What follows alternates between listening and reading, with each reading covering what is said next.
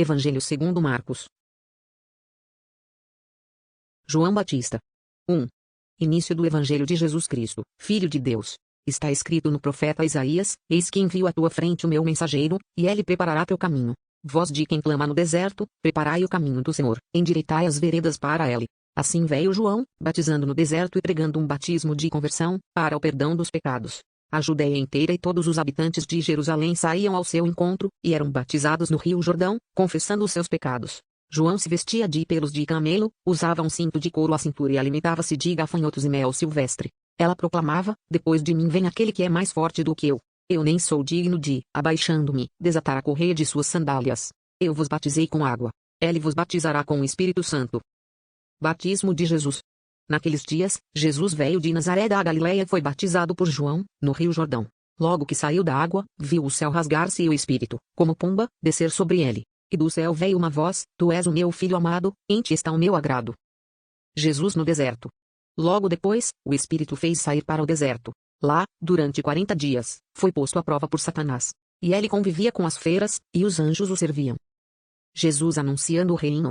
A boa nova anunciada por Jesus depois que João foi preso: Jesus veio para a Galileia, proclamando a boa nova de Deus. Completou-se o tempo, e o reino de Deus está próximo. Convertei-vos e crede na boa nova. Vocação dos primeiros discípulos. Caminhando à beira do mar da Galileia, Jesus viu Simão e o irmão deste, André, lançando as redes ao mar, pois eram pescadores. Então disse-lhes: Segui-me, e eu farei de vós pescadores de homens. E eles, imediatamente, deixaram as redes e o seguiram. Prosseguindo um pouco adiante, viu também Tiago, filho de Zebedeu, e seu irmão, João, consertando as redes no barco. Imediatamente, Jesus os chamou. E eles, deixando o pai Zebedeu no barco com os empregados, puseram-se a seguir Jesus na sinagoga de Cafarnaum. Entraram em Cafarnaum.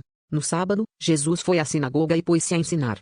Todos ficaram admirados com seu ensinamento, pois ele os ensinava como quem tem autoridade, não como os escribas. Entre eles na sinagoga estava um homem com um espírito impuro. Ele gritava: Que queres de nós, Jesus Nazareno? Vieste para nos destruir? Eu sei quem tu és, o Santo de Deus. Jesus o repreendeu: Cala-te, sai dele. O espírito impuro sacudiu o homem com violência, deu um forte grito e saiu. Todos ficaram admirados e perguntavam uns aos outros: Que é isto? Um ensinamento novo, e com autoridade. Ele dá ordens até aos espíritos impuros, e eles lhe obedecem. E sua fama se espalhou rapidamente por toda a região da Galileia. Cura da sogra de Pedro e outras curas.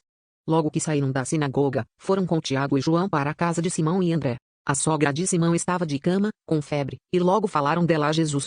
Ele aproximou-se e, tomando-a pela mão, levantou-a. A febre a deixou, e ela se pôs a servi-los. Ao anoitecer, depois do pôr do sol, levavam a Jesus todos os doentes e os que tinham demônios. A cidade inteira se ajuntou à porta da casa. Ele curou muitos que sofriam de diversas enfermidades, expulsou também muitos demônios, e não lhes permitia falar, porque sabiam quem ele era. Jesus deixa Cafarnaum. De madrugada, quando ainda estava bem escuro, Jesus se levantou e saiu rumo a um lugar deserto. Lá, ele orava. Simão e os que estavam com ele se puseram a procurá-lo. E quando o encontraram, disseram-lhe: Todos te procuram. Jesus respondeu: Vamos a outros lugares, nas aldeias da redondeza, a fim de que, lá também, eu proclame a boa nova. Pois foi para isso que eu saí. E foi proclamando nas sinagogas por toda a Galileia, e expulsava os demônios. O leproso. Um leproso aproximou-se de Jesus e, de joelhos, suplicava-lhe: Se queres, tens o poder de purificar-me. Jesus encheu-se de compaixão, e estendendo a mão sobre ele, o tocou, dizendo: Eu quero, fica purificado. Imediatamente a lepra desapareceu, e ele ficou purificado. Jesus, com severidade, despediu e recomendou-lhe: Não contes nada a ninguém, mas vai mostrar-te ao sacerdote e apresenta, por tua purificação, a oferenda prescrita por Moisés. Isso lhe servirá de testemunho. Ele, porém, assim que partiu, começou a proclamar e a divulgar muito este acontecimento, de modo que Jesus já não podia entrar, publicamente, na cidade. Ele ficava fora, em lugares desertos, mas de toda parte vinham a ele o paralítico. 2. Alguns dias depois, Jesus passou novamente por Cafarnaum, e espalhou-se a notícia de que ele estava em casa. Ajuntou-se tanta gente que já não havia mais lugar, nem mesmo a porta. E Jesus dirigia-lhes a palavra. Trouxeram-lhe um paralítico, carregado por 4 homens. Como não conseguiam apresentá-lo a ele, por causa da multidão, abriram o teto, bem em cima do lugar onde ele estava e, pelo buraco, desceram a maca em que o paralítico estava deitado. Vendo a fé que eles tinham, Jesus disse ao paralítico: Filho, os teus pecados são perdoados. Estavam ali sentados alguns escribas, que no seu coração pensavam: Como pode ele falar deste modo? Está blasfemando. Só Deus pode perdoar pecados.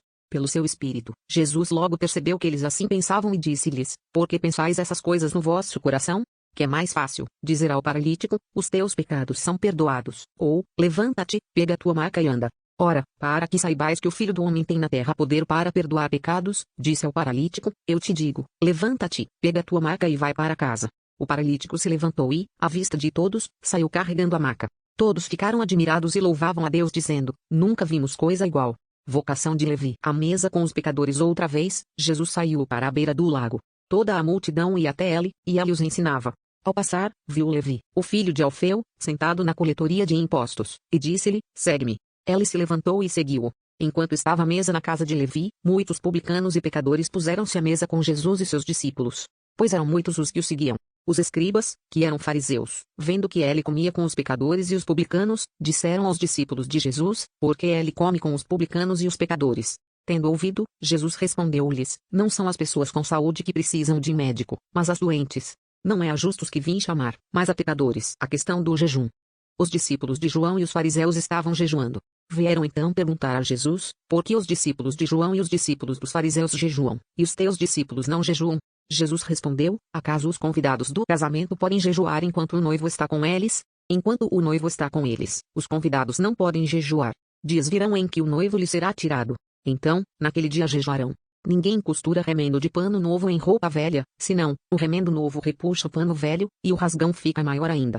Ninguém põe vinho novo em odres velhos, senão, o vinho arrebenta as odres, e perdem-se o vinho e os odres.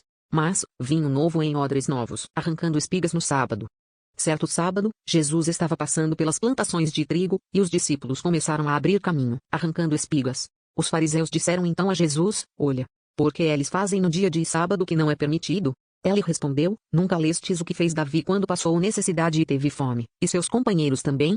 Ele entrou na casa de Deus, no tempo em que Abiatar era sumo sacerdote, comeu os pães da oferenda, que só os sacerdotes podem comer, e ainda os deu aos seus companheiros. E acrescentou, o sábado foi feito para o homem, e não o homem para o sábado. Deste modo, o Filho do Homem é Senhor também do sábado, uma cura em dia de sábado. Outra vez, Jesus entrou na sinagoga, e lá estava um homem com a mão seca. Eles observavam se curaria num dia de sábado, a fim de acusá-lo.